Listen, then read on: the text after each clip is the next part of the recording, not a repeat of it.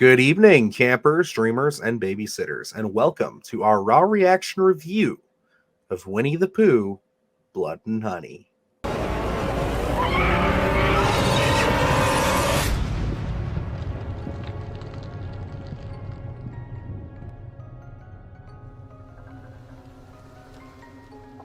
The time is now, Luke. We have been talking about this movie since kind of our inception of the reboot, It's really. very close. Like it was a couple weeks in, or maybe a month in, we decided to do Sunday Scaries. Was this one of the And first stories on Sunday Scaries? I I can't really remember.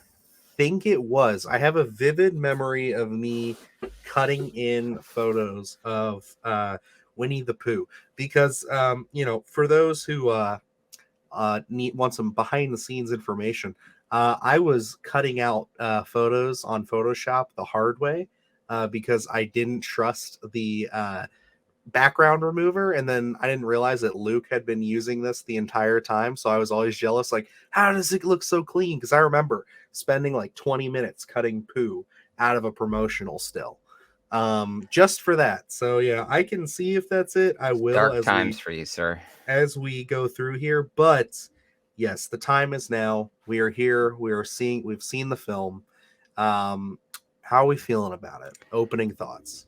You know, I'll be lying if I said I did not go into this film with great hesitation. I think the comparison's always going to be made, especially by us and what we've seen, to the Mean One, where we went into that film expecting something zany, really exciting, a lot of gore effects, and we came out of that one a little more sour than we thought we were going to be. Yeah. And to be honest, even during the first announcement for Blood and Honey, I was very hesitant about it. I thought, okay, this is going to be real low budget. There's not going to be that much quality here. The selling point really is that little grain of an idea that they're expanding upon and giving that horror genre twist. Um, Overall, this film, I was flabbergasted at the amount of quality that this film has. It is really well constructed. There are a lot of compelling shots, I think, put together here. And I know this wasn't made for a lot of money. I mean, we did talk to the director, but um, this was something where they had an idea and they went with it. But I Mhm. was really expecting them to hang their hat on Winnie the Pooh being in the scenes and everything. But the setup, everything here, there is a lot of quality in this film. There's quality gore as well. I mean, overall, I was pretty pleased by this. Yeah, and I was definitely in the same boat as you when it comes to just the quality of the filmmaking itself, and just the idea of like, yeah, they at one point in the interview he said that they had a really great cinematographer on this. You can tell Hmm. it looks like a bigger budget film than I believe it actually was, Yeah. and it's one of those things where it's like, yeah, it probably had a good bit more money than the Mean One did in comparison. Yeah. But to leave the comparisons of those two aside and just kind of focusing on this movie, yeah, man, I was pretty happy with the results here. We had a lot of practical effects. Granted, one of my big bugaboos is CGI blood, and there is some of that, but I feel like they use it very sparingly. I feel like there's still a good fair amount of practical blood here. I love of course, it's called Blood and Honey. They do a lot of mixing of the blood and the honey. I thought that played really well. There was a lot of comparisons to Pooh when he's eating honey and stuff that I felt very alien like, and, I was pretty pleased with this.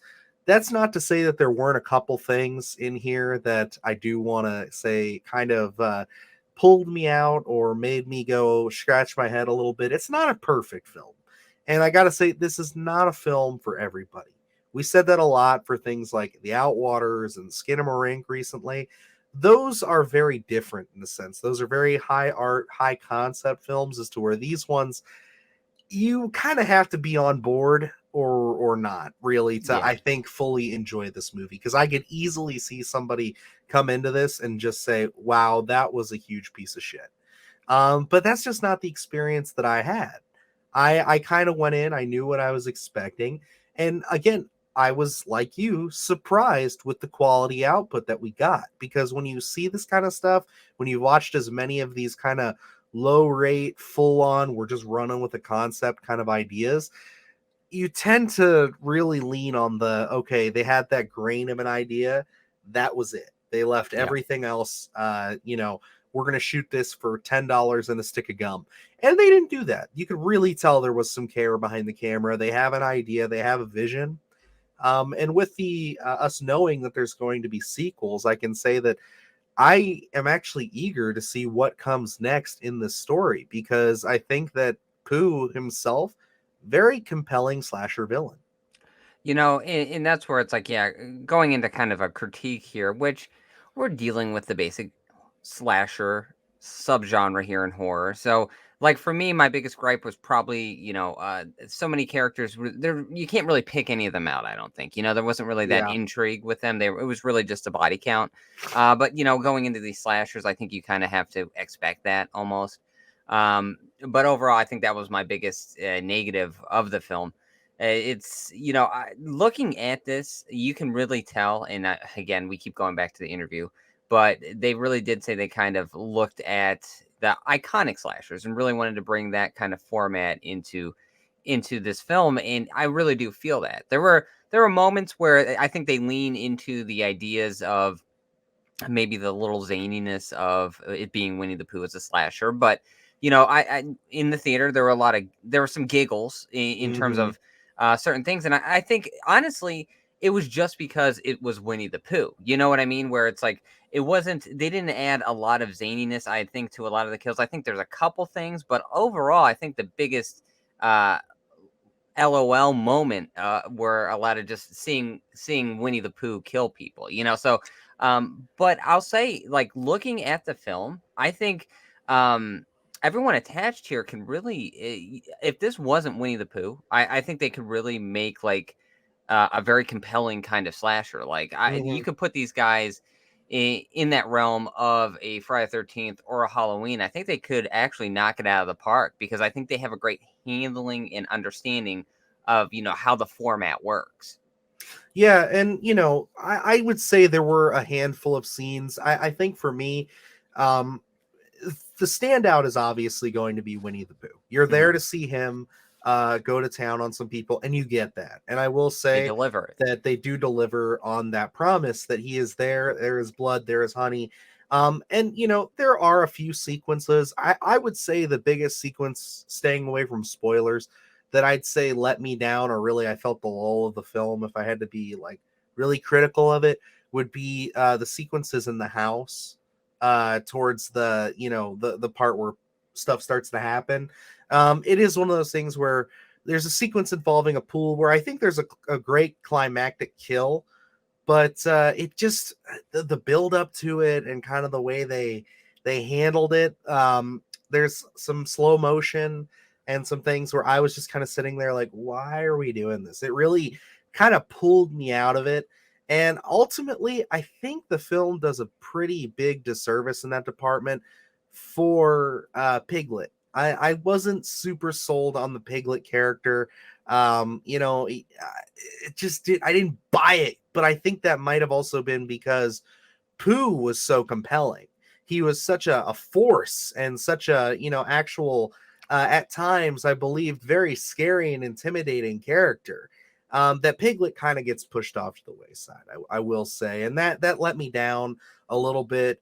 But overall, where that like kind of fails for me, I mean, Pooh really again is something that I'm excited to see more of. I really thought that the note they kind of leave him off on was really great. Like I was kind of sitting there like, okay, yeah, no, like that was harsh. That was cool. I enjoyed that. I want to see him interact with more of these fairy tale type characters and see him go up against things, because it's no secret we know we're getting Neverland Nightmares and Bambi the Reckoning, and they're planning to do a whole buttload of more of these. I would really like my Freddy versus Jason with Winnie the Pooh going up against these other characters, because again, I think they knocked him out of the park really well, and that's really my biggest plus I can give the movie. That the cinematography, I did enjoy the music. I thought that the score was actually really well done. And yeah, I mean, overall, those were the biggest pluses I could give it. As far as, acting, some of the characters, there's not a whole lot to them. I'm not saying Yeah. that the actors were bad. I think they were working with what they had, but really, it's a concept film. It's one of those things where it's like we have the idea, Winnie the Pooh, Blood and Honey. That's what you're here to see, and on that front, they deliver. If you're going in looking for, something that's going to really compel you or make you think or anything like that, or sit there and be like, wow, what a what an interesting, thought-provoking, high concept horror film. This is not that. So Yeah. so check your brain at the door a little bit, I have to say. Yeah, and especially coming off of some of the reviews we've just recently done in terms of like Skinamarink and the Outwaters, were those ones, we kind of sit there and we've had our own think tank meetings of what certain things mean and what we want to take away from the film.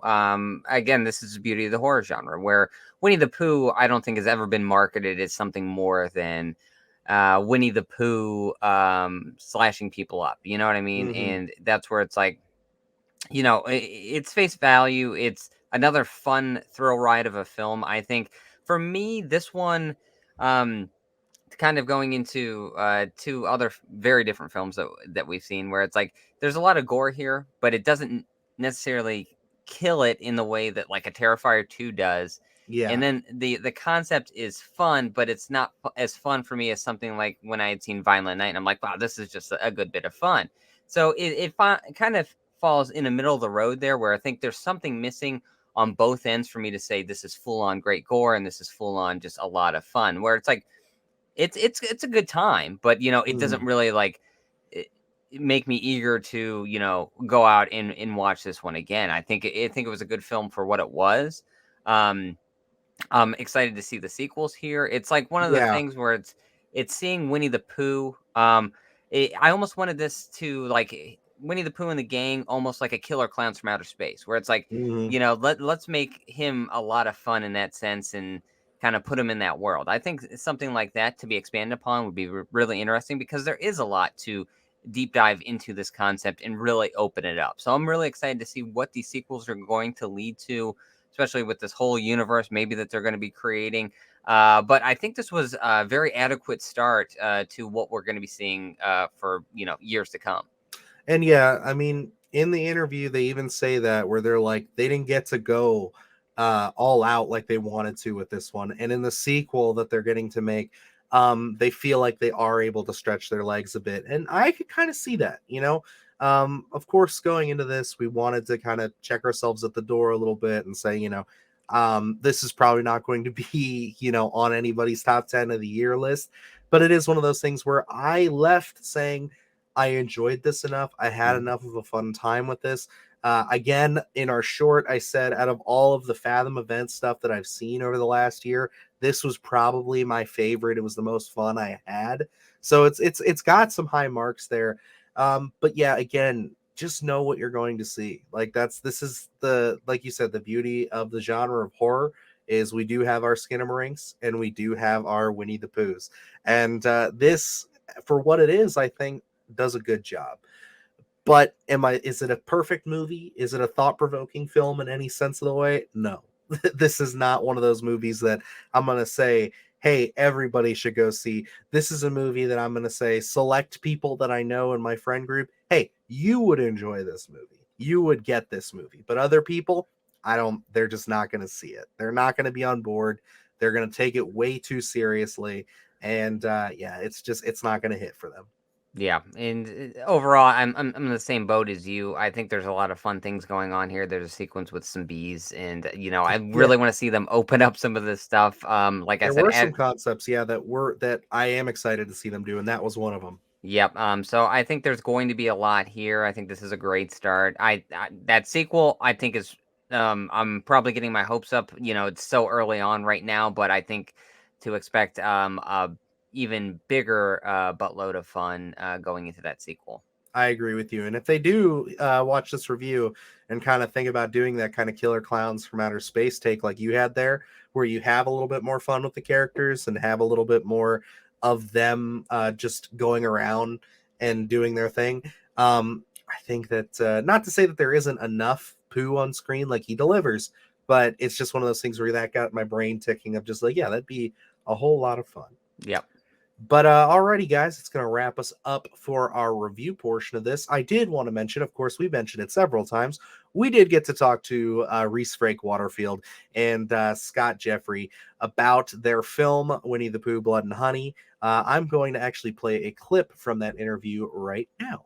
And something I kind of do when I approach this is when you're on a lower budget, in the lower budget realm, I really like to make sure it's kind of littered with action, and there's a lot of, you know, when you see a Winnie the Pooh film, you want lots of Winnie the Pooh, and part of that is because I feel like it can be done more successfully on those sort of budget ranges, relative to having other scenes which could be a bit more boring if you've got a lot of people, you know, sat in a bit of a less interesting space, like a bedroom talking or something like that. Instead, it's funner to see Winnie the Pooh chasing someone in the woods. So I made sure he's in a lot of the film.